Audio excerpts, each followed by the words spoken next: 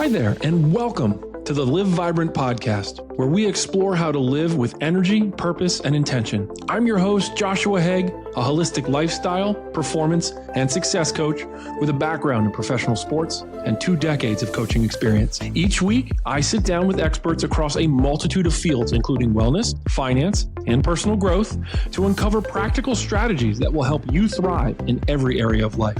Let's dive in and help you live your most vibrant life.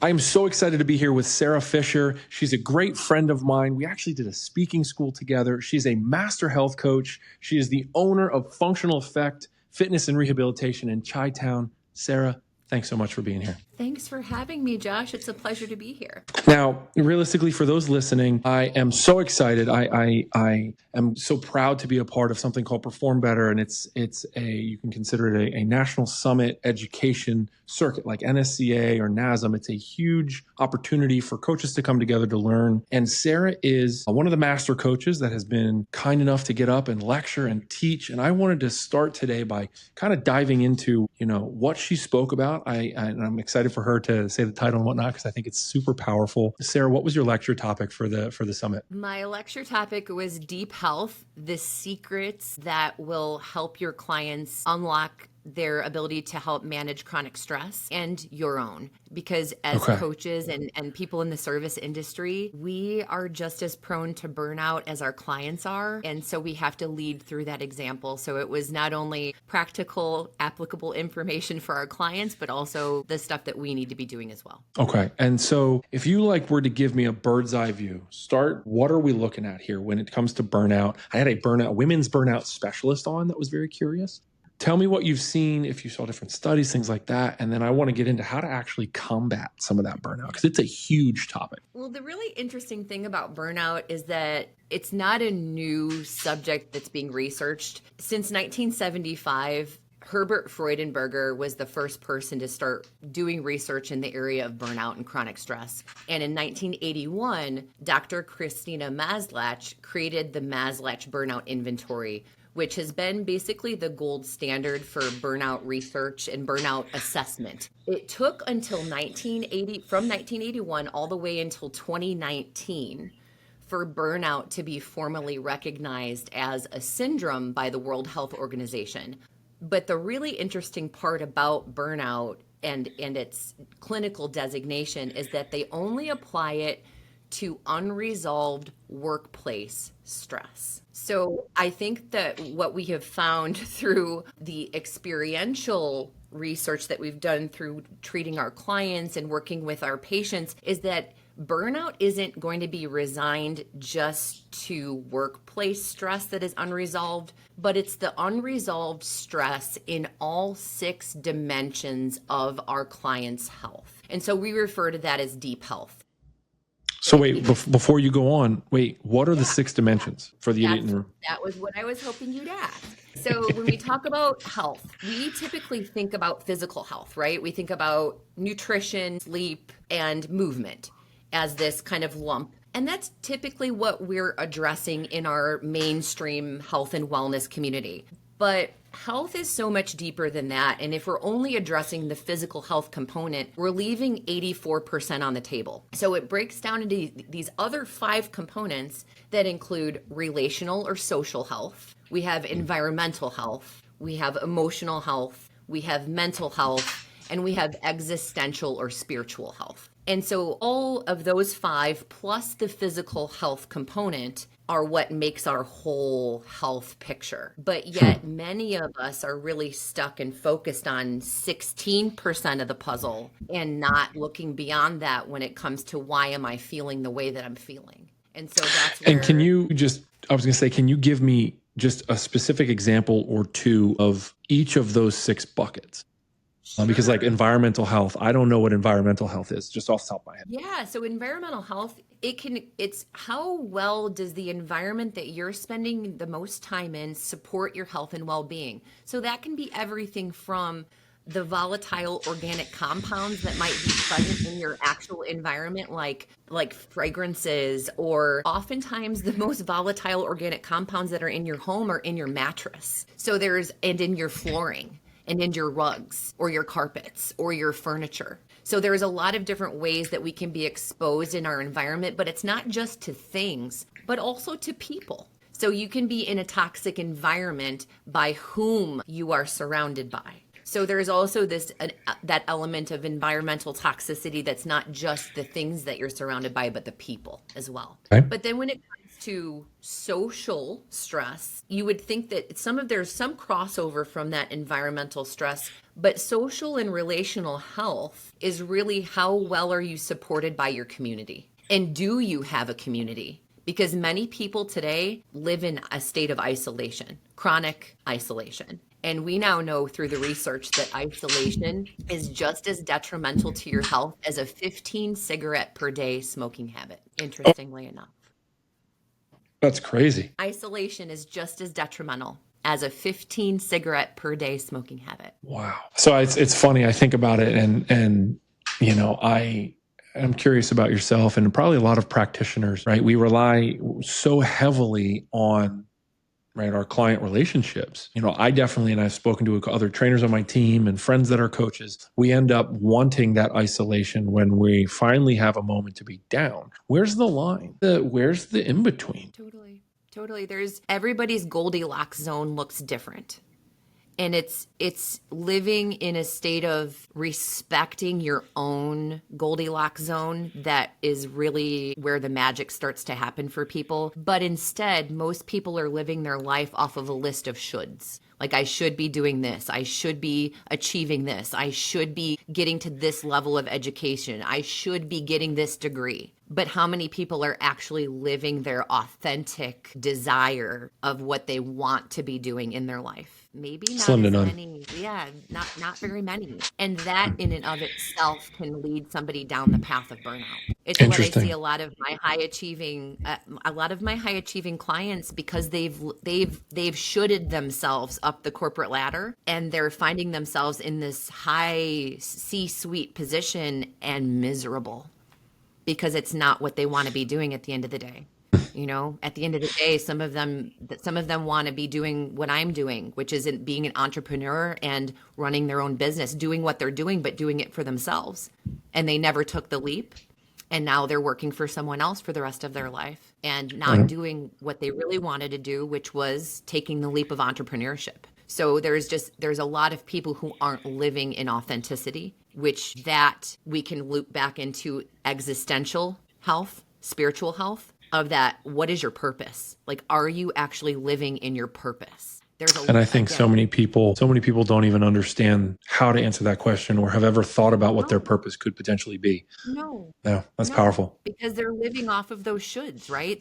They've shoulded themselves into their career because maybe it's what their mom or dad did, or maybe it's what somebody told them that they would be good at some point, and they lived off of that feedback instead of exploring what truly made them happy. So that existential piece, that spiritual piece, it doesn't necessarily have to do with a higher power per se. It can, but it really has to do with understanding your purpose. I always, in my talk, I related it back to the movie Soul, the Pixar animated Never seen it. film. It's all about finding your spark. And so equate your spark to your purpose. And it was all about his quest of finding that. And he had it in him all along. And it was just him really seeing it clearly for the first time. Now, do you go into, in your talk, and do you go into depth on how to find your spark? We talk about how to spot burnout and how to identify burnout and what, the nervous system as a whole. We've broken it down to this really simplistic, reductionistic, we're either fight or flight or we're rest and digest. And while that is true, it's so not right. Right? It's not quite that simple. And what we know because of polyvagal theory and Dr. Stephen Porges is that there's this chronic state that we cross over into. Once we've been in fight or flight for long enough, we go into this chronic freeze state where we become immobilized. And I always say it's when you see the client who's chronically canceling, the client who doesn't understand why they just aren't motivated, the client who they can't seem to get themselves off the couch. It's because their nervous systems are burnt and they need more. I would say I give the sugar shit analogy. I don't know if I can curse here.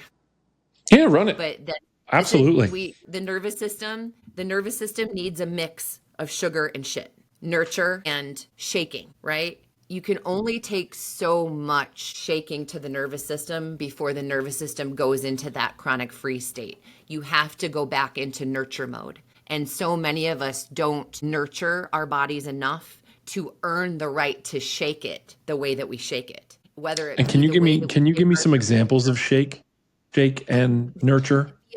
via workouts, even the way that we push our bodies, the way that we expect ourselves to show up energetically for others on a daily basis, the way that we human giver syndrome, giving to others, martyring yourself, burning yourself at the stake for the good well-being of the others around you, which is what a lot of females have a tendency to do because of our built-in nurture component to our biology. 82% of women admit to feeling overstretched and overreached at some point. Interesting. And that's that human giver syndrome that we experience as women, that we will put ourselves last and martyr ourselves for the well-being of others when it doesn't have to look like that.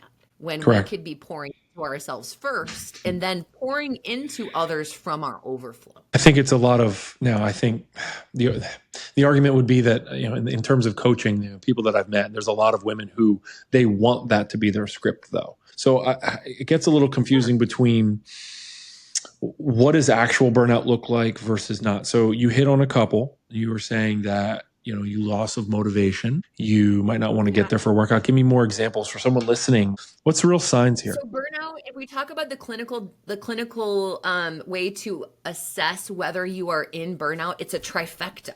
So the first element of burnout is a physical and emotional exhaustion. The second element is going to be an air of cynicism. So let's call it like take this job and shove it, kind of a mentality. Okay. Yeah. So I imagine that scene from, I can't remember the movie, but it's when he jumps up on the counter and he's like, F you, you're cool, I'm out. And he jumps off the counter and walks out and quits his job.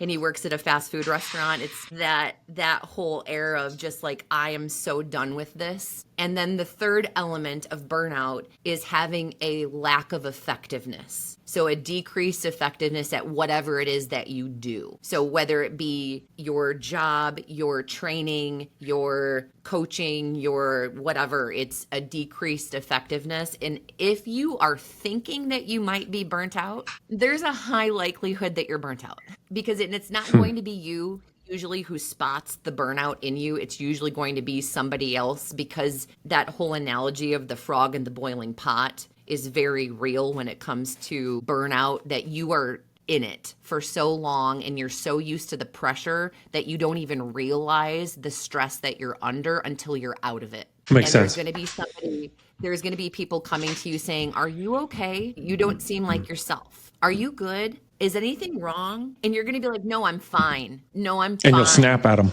And we all know what fine actually means. Mm-hmm. It's a very 100%. powerful acronym, and it doesn't mean anything like fine. And that's where we can spot that general, again, that air of cynicism, like, I don't want to be here, get me out of here, and a decreased effectiveness in general across the board. Right. And that's when we know somebody is slipping into burnout. That's when we start to see the chronic cancellations. And if you are a gym owner and you hire coaches, this is where you're going to see the coaches who are chronically calling in and canceling and not showing up for appointments or pushing appointments to different times, moving their clients around chronically. You're going to see patterns with your trainers. And again, that's that decreased lack of effectiveness and having a general air of not wanting to be there and do the job that they probably really love otherwise. Right. Because burnout is a full body, full mind experience. It's not just a buzzword, truly. And now in your talk, do you then start to go about some ways to combat burnout? Absolutely. I go through all of 6 elements of health, all have their own solutions for how to combat burnout. And when we look at all 6 dimensions of health and how to fill up those cups, depending on the person, depending on their exercise history, their training age, all of those elements, the the exact formula to get them there is going to look slightly different, but it's looking at how to fill up that cup appropriately versus what is their current book of law telling them is the right way to do things. Because we know that the fitness industry is convoluted with so many different mindsets and approaches to fitness that for many people, they just need to have a solid structure and a reasonable approach that works with their life, that they can lather, rinse, and repeat with consistency, that it slowly and methodically addresses their deficits. So for each person, because habit change works best done one habit at a time. Right. It's really assessing for each client, what do their lowest hanging fruits look like? And so if their lowest hanging fruit is something that's maybe it's in their emotional health bucket, then maybe that's something that they work on addressing first. Like working on completing some emotions and having some crucial conversations within maybe their familial unit that they're not having. Because the biggest source of stress that we have is emotional stress. And so getting your clients to notice, practicing the habit of noticing and naming their emotions is a really powerful tool because you're not therapizing. You're getting them to create awareness around their own emotions, which for many of our high achieving clients, their biggest struggle is that they have become such masters of the external world and everything around them that they have become violently disconnected from their internal world. Correct. And so when you ask them, makes a lot of how sense. are you feeling? Yeah, how are you feeling? And they're like, I don't know. Or a big one that I get is fine.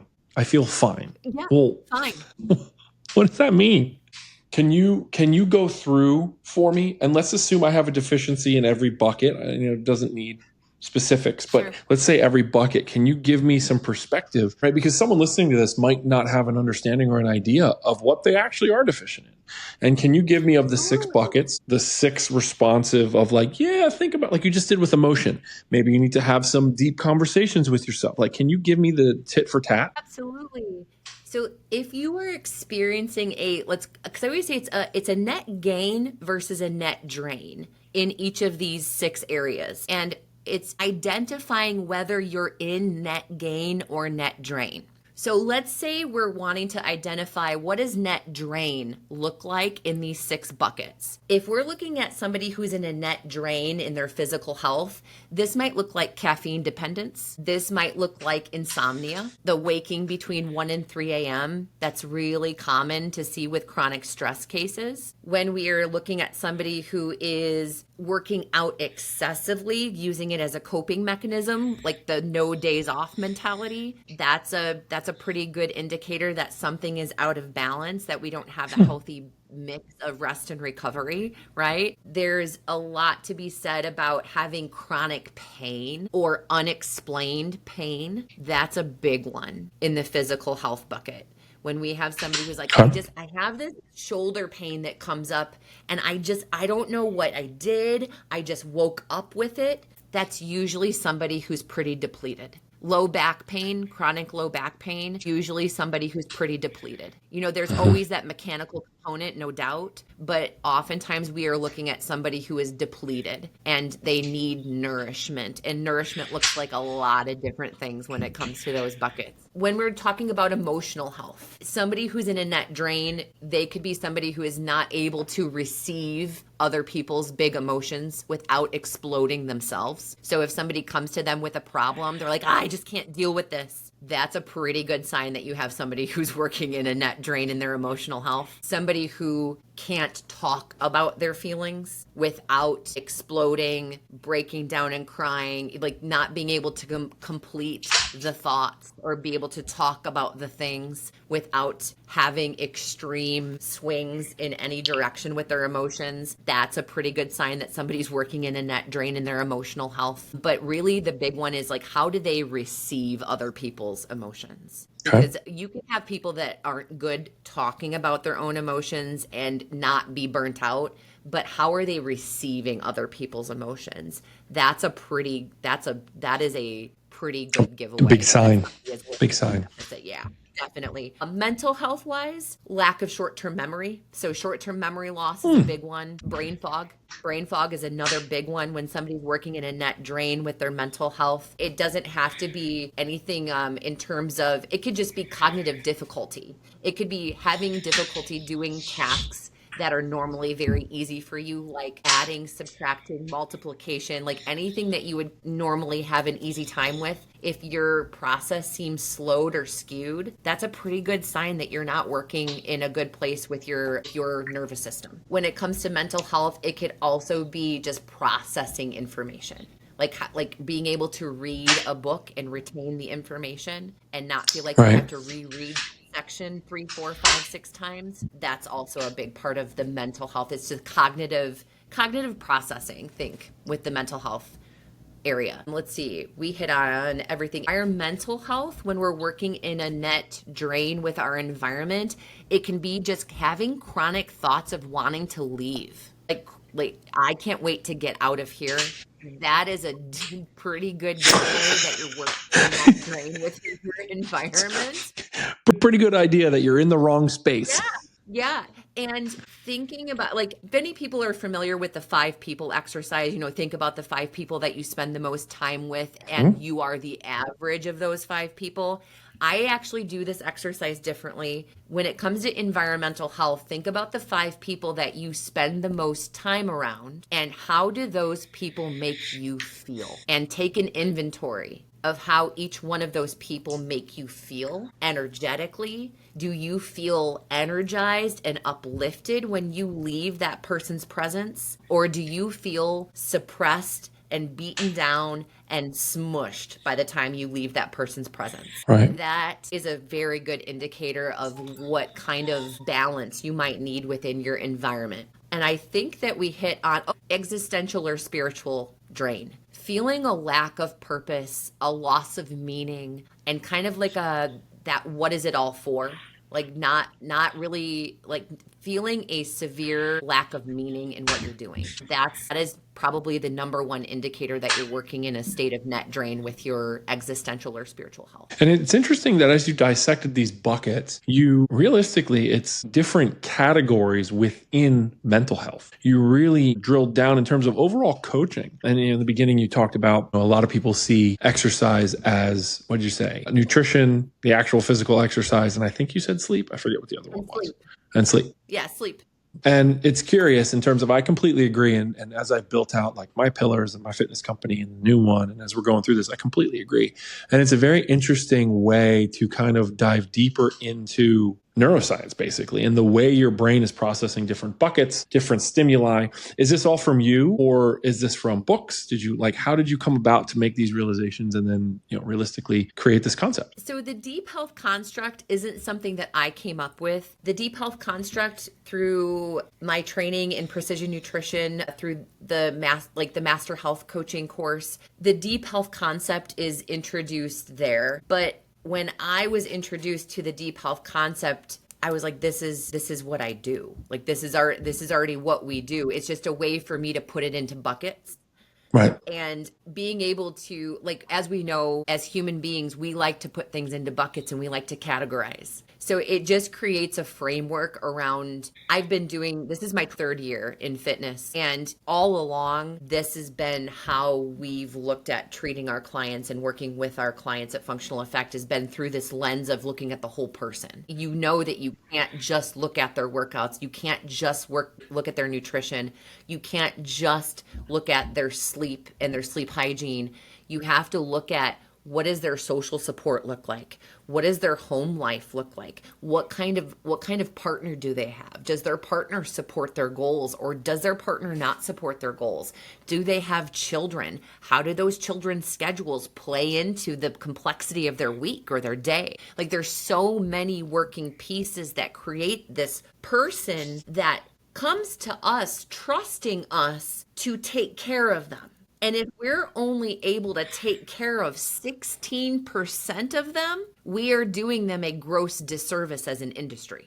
So my whole goal is to take this framework of deep health and educate people that may not ever want to become a master health coach, but are still training clients and need to know that it's a thing. So it's like my goal is to bring deep health to the masses. Like, I don't expect for everybody who is a trainer to become a master health coach, but I do expect for anyone who's a coach and takes care of people's bodies to understand that it is about more than their physical health. Exactly. And that's 100%.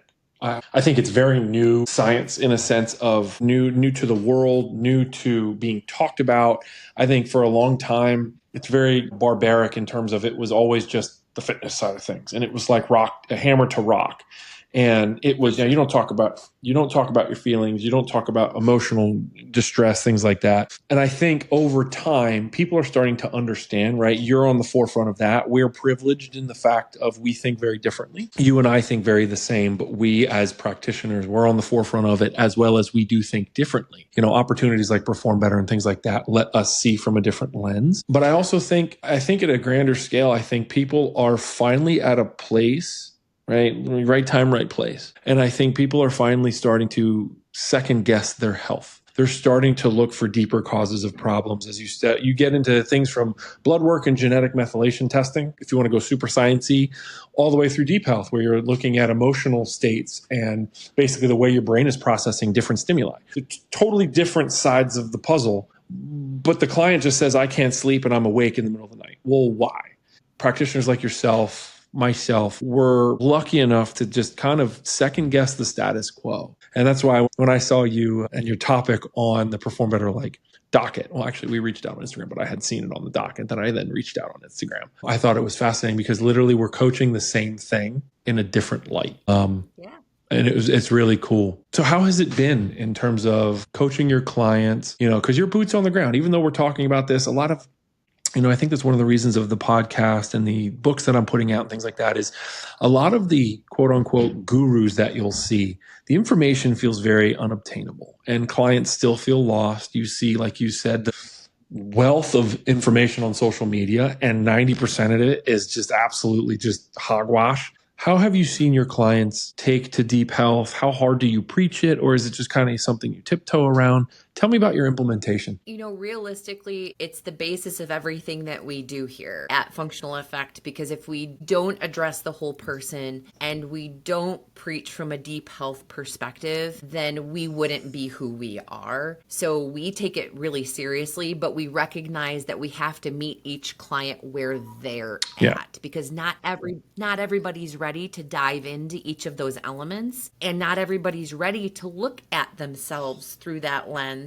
And so we meet them where they're at in terms of if they're ready to just look at physical health right now, great. Let's tackle that with the idea that we're going to provide them with the education and the accountability down the road in those other areas when they're ready. But we're primarily focused on helping build the awareness that it even exists. Because again, for many of them, they come to us wanting the sets and the reps and the macros, and we will provide them that, but then they get the added benefit of all of these other 5 elements of health inadvertently through our ongoing educational processes and our approach to the way that we educate our clientele here in-house, the way that we work with our online consulting clients, and then the way that we run our group coaching programs. They're all really focused on that holistic whole person approach. And I feel like it's probably one of those things, if you're anything in terms of like the way I operate, when I sit down and do like an interview, like a first session, everyone sits down ready to talk about the fact they can't do a push-up and they can't do squats and their plank sucks. And then they start to get 25, 30 minutes into their interview. I don't know how long your interview sessions are. Mine are about an hour, and about 45 minutes of that is a hard interview. And then there's like this little bitty movement. That's all I need to see your body. But the actual interview portion of it is spent most of the time talking about all the other crap in their life. And the exercise is like a line on it. And everyone gets very confused right at the front. And they're just like, wait, I thought I was here to squat. And I'm like, that's the easy part, man. You got to fix your life. The squatting is that's just icing on the cake. That's the fun part for a lot of people. So it's cool. It's cool to hear. Yeah. That's, I said Getting them moving well is just icing on the cake. It's getting them thinking differently because our thoughts drive our actions. And so it's like, if I can get somebody rewriting that book of law that I keep referencing, and I can get them to assess and analyze their own book of law and recognize the flaws in that book, and then rewrite that book in such a way that they're able to start living this more authentic life, and this happier, more joyous, more grateful version starts emerging. And then we see health start emerging, because we know that once we get mindset shift and we get that buy-in, the sky is the limit when it comes to physical transformation. But if we can't get the mindset shift and we can't get the buy-in, the chances of having that physical transformation become much slimmer, much, much slimmer. And let's say I'm a client coming to you and it's our first sit down. You see that I'm going through a lot. How do you help your clients, your new people, especially first session, kind of start to self-assess? What tactical things can you give me to start to process? Huh? I love this question. Yeah. Sorry. The most powerful thing that we can do when we are trying to shift and grow and change is begin with the end in mind, meaning painting the picture of what we want our life to look like. Because again, many of us have been living and shoulding ourselves into our current state of affairs, so much so that we don't even know what we want. And so getting my client to create this vision of wellness, or it's often also called a destination postcard by some people. Again, I didn't create this concept of painting the picture of what you want, but that vision of wellness that I have my clients create, if they can stand and visualize and create their most perfect life, there's a power to that in beginning to walk it out versus trudging through actions that you don't really know why you're doing them or what they're for, but you're just blindly showing up and doing something. I want my clients to start out with creating their new reality, and then we start aligning habits to that deepen their why and deepen the meaning. And so that existential health, that spiritual health, that meaningful, purposeful, deep understanding of what you're here for, like that begins to develop by creating that vision of wellness, because that has to do with every part of your life. That has to do with your family. That has to do with your career. It has to do with your friendships. I mean, every aspect of yourself is included in that vision of wellness. So if you can get that straight, you're taking one step towards being in a better place with your existential health. So the vision of wellness is where I start people, and that is a powerful place to start. Yeah. Because that sometimes takes several sessions, because oftentimes they don't even know, and they get stressed out by the thought of even exploring that. Because they're afraid of what they know they want is so different than what they are currently living in. Correct. And the amount of change that would have to happen to get there.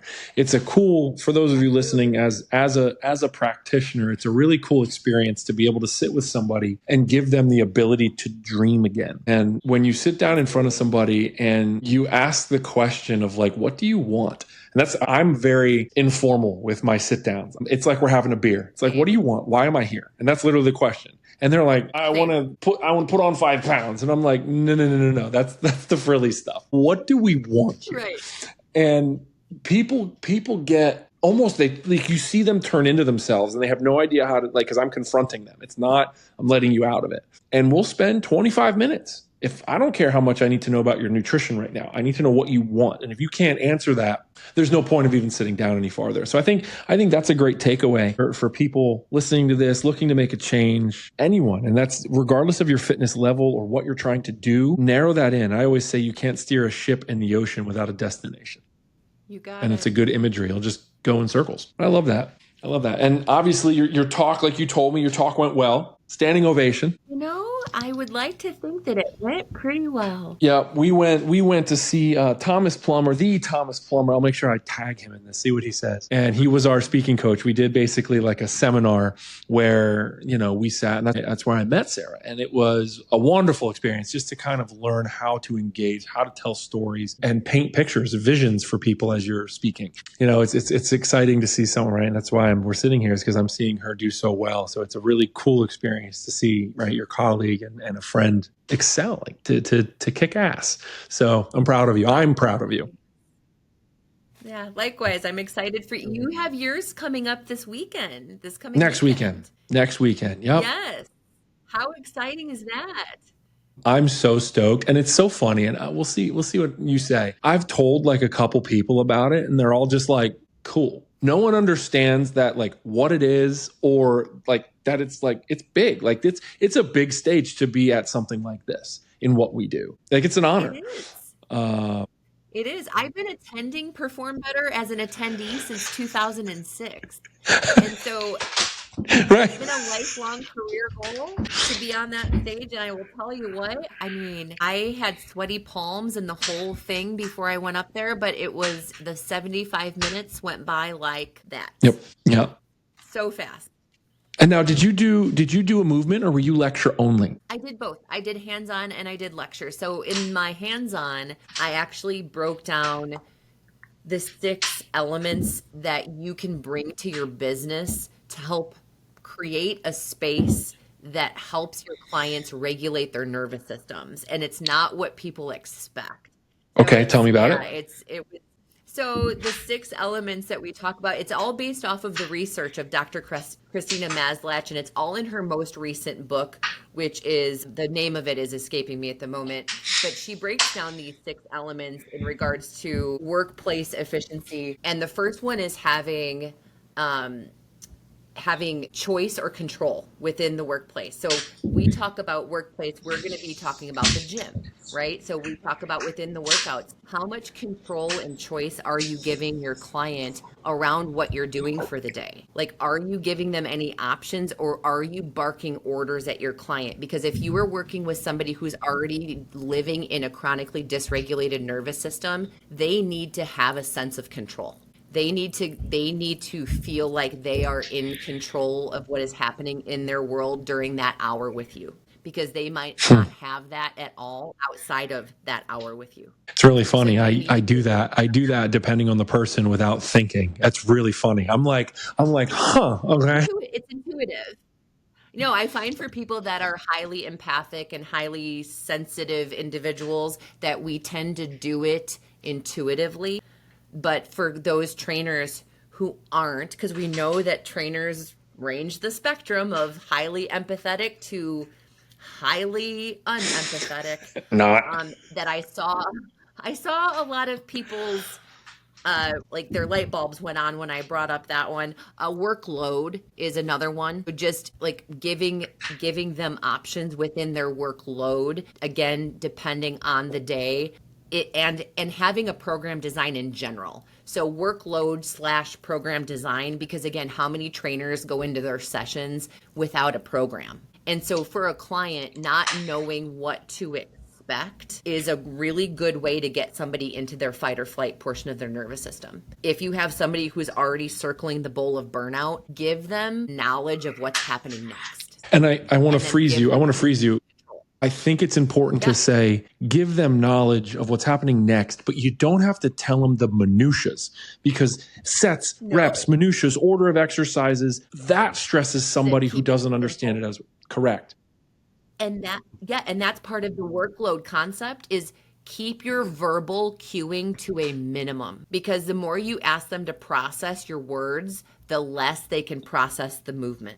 So that's a big one. Man, I should have had these. I heard with that tone is a big one, as well as I heard in terms of when you say verbal cueing, a big one that I've taught my team. You get 1 coaching point per set. You can remind them of like things you've talked about before. Make sure your core is tucked, make sure your shoulders are back, your own cueing, but you get 1 new coaching point per set. And so it's not like, hey, your feet were screwed up, your ankles were rolled out, your knees were buckling, and your hips were off. You get 1. Correct. Yeah. Yep. So workload and then control and choice. And then there's the community aspect of your gym. So like how strong is your community element? What is the vibe like in the gym? And so that whole idea of like, look at the 5 people in the gym who are there the most. How do they make people feel? And so that can easily be assessed by doing surveys and doing boots on the ground leadership and going around and just talking to your members. If you're a gym owner and you are not actively going out and talking to your members and doing that kind of, looking for the canary in the coal mine, so to speak, or looking for the pebble in people's shoe, like that's something that we need to be consistently doing as gym owners in order to identify who needs to be coached up on our teams, because our product and our end result with our clients, it's going to trickle down from the kind of energy that our client or that our coaches can bring to the table. And if they're burnt out and they're circling the bowl of burnout, they're going to bring that kind of energy to their sessions. So I don't want to. That makes a lot of sense. So my role as gym owner, my job is to pour into my coaches and make sure that they stay burnout proof, so that they can pour into the clients and make sure the clients stay burnout proof. So Easier said than done. Downhill. No, totally, right? So that community element is very, very big. Then the values and the ethos in your gym. If you don't have an established set of values or ethos in your facility or within your coaching business, if you're a virtual business, you should still have a set of values and ethos. I don't care if you don't have a brick and mortar. And for us, our values and ethos is all set up around the 4 agreements. And I talked about that a lot in my hands-on. For those who are not familiar, the 4 agreements is a book by Don Miguel Ruiz. And it's a wonderful short read. I gave out about 10 copies of it at my hands-on. And it's all based on ancient Toltec wisdom that is centered around the 4 agreements of not taking things personally, being impeccable with your word, always doing your best and not making assumptions. And I look over here because I actually have it posted in my office. It's something that we hold near and dear to every decision that we make, every problem that we face, every challenge that we come to at Functional Effect. We look through the lens of the 4 agreements and we assess it through that lens. And that's how we teach our clients to start assessing their own challenges. Because again, many of them are living in the opposite of that. And it's part of what's causing them so much stress and strife, is that they take everything personally, that they say yes when they want to say no. So they're not impeccable with their word. They make assumptions all the time about what other people are thinking or feeling, and that they don't show up and do their best. And that sets them up for failure. And so if I can get people to start applying themselves just to those 4 things, they're going to have a better outcome at the end of the day. And I mean, and you talk about living vibrantly. You want to live vibrant? Practice the 4 agreements. And it's the 4 agreements.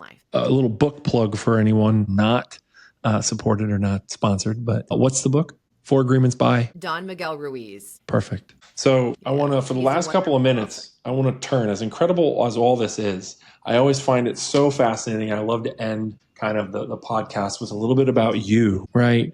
I know you're a mother, you're kicking butt, running the facility, doing incredible things. What do you do to live more vibrant? Well, to live more vibrant in recent years, being a mother of 2 and an entrepreneur and a business owner, it has been by respecting the rhythm of my nervous system. Okay, how? For many years, I definitely was part of and took pride in being part of hustle culture. The do more, productivity was king. I was doing everything, being mom, trying to also be full-time coaching all the people, taking on every client who came to me, not saying no to anyone. And I became my own N=1 with burnout. And it's not my first dance with burnout in this season with motherhood. It was just my most recent dance with burnout. And I think by learning how to properly respect the rhythms of my nervous system as a 43-year-old woman,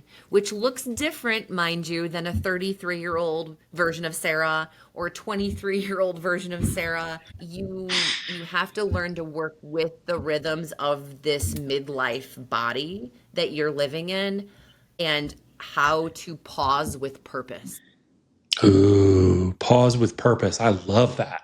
Ooh, okay.